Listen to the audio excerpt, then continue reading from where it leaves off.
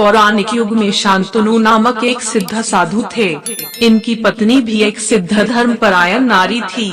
कहानी उस समय की है जब शांतनु और उनकी पत्नी बहुत वृद्ध हो चुके थे और उनकी आंखों की रोशनी भी चली गई थी। इन दोनों का एक पुत्र था जिसका नाम था श्रवण कुमार।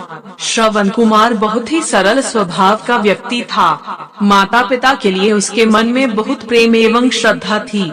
वो दिन रात अपने माता पिता की सेवा करता था। अपने माता पिता का बच्चों की तरह लालन पालन करता था। उसके माता पिता भी स्वयं को गौरवशाली महसूस करते थे और अपने पुत्र को दिन रात हजारों दुआएं देते थे। कई बार दोनों एक दूसरे से कहते कि हम कितने धन्य हैं कि हमें श्रवण जैसा मातृभक्त पुत्र मिला, जिसने स्वयं के बारे में ना सोचकर अपना पूरा जीवन वृद्ध नेत्रहीन माता पिता की सेवा में लगा दिया। इसकी जगह कोई अन्य होता तो विवाह के बाद केवल स्वयं का हित सोचता और बूढ़े नेत्रहीन माता पिता को कहीं छोड़ाता और खुशी से अपना जीवन व्यापन करता। जब ये बात श्रवण ने सुनी तो उसने माता पिता से कहा कि मैं कुछ भी भिन्न नहीं कर रहा हूँ, यह मेरा कर्तव्य है। जब मैं छोटा था तब आपने मुझे इससे भी ज्यादा अच्छा जीवन दिया और अब मुझे यह सौभाग्य प्राप्त हुआ है कि मैं आपकी सेवा करूं। आप दोनों जो भी इच्छा रखते हैं मुझसे कहें, मैं उन्हें अवश्य पूरा करूंगा। तब शांतनु और उसकी पत्नी कहते हैं, पुत्र श्रवण, हम दोनों की आयु बहुत हो चुकी है, अब जीवन का कोई भरोसा नहीं है।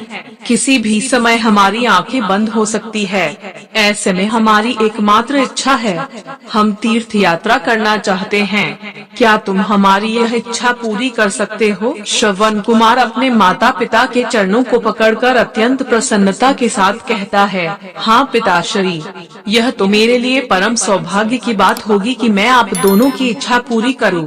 श्रवण अपने माता पिता को तीर्थ करवाने हेतु एक कावड़ तैयार करता है, जिसमें एक तरफ शांतनु एवं दूसरी तरफ उनकी पत्नी बैठती है और कावड़ के डंडे को अपने कंधे पर लादकर यात्रा शुरू करता है। उसके हृदय में माता पिता के प्रति इतना स्नेह है कि उसे उस कावड़ का लेश मात्र भी भार नहीं लगता। अपने पुत्र के इस कार्य से माता पिता का मन प्रसन्नता से भर उठता है और वे पूरे रास्ते अपने पुत्र श्रवण को दुआएं देते चलते हैं।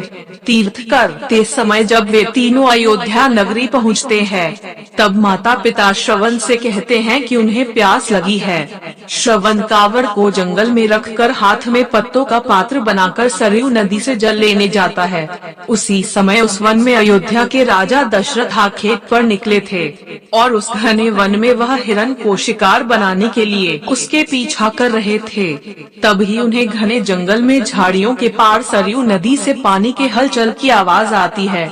उस हलचल को हिरण के पानी पीने की आवाज समझकर महाराज दशरथ शिकार के उद्देश्य से तीर चला देते हैं और उस तीर से श्रवण कुमार के हृदय को आघात पहुंचता है, जिससे उसके मुंह से पीड़ा भरी आवाज निकलती है, जिससे सुन दशरथ स्तब्ध रह जाते हैं और उन्हें अनहोनी का एहसास होता है और वे भागकर सरयू नदी के तट पर पहुंचते हैं, जहां वे अपने तीर को श्रवण के हृदय में लगा देख भयभीत हो जाते हैं और उन्हें अपनी भूल का एहसास होता है। दशरथ श्रवण कुमार के समीप जाकर उससे क्षमा मांगते हैं।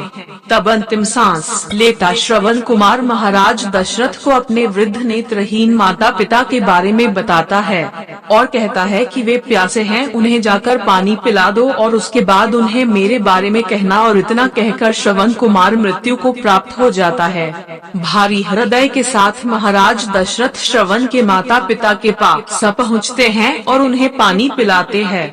माता पिता आश्चर्य से पूछते हैं, उनका पुत्र कहाँ है? वे भले ही नेत्रहीन हो पर वे दोनों अपने पुत्र को आहट से ही समझ लेते थे।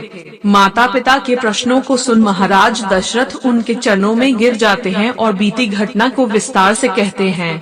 पुत्र की मृत्यु की खबर सुनकर माता पिता रोने लगते हैं और दशरथ से उन्हें अपने पुत्र के पास ले जाने को कहते हैं। महाराज दशरथ कावड़ उठाकर दोनों माता पिता को श्रवण के शरीर के पास ले जाते हैं। माता पिता बहुत जोर जोर से विलाप करने लगते हैं। उनके विलाप को देख महाराज दशरथ को अत्यंत ग्लानि का आभास होता है और वे अपनी करनी की क्षमा याचना करते हैं।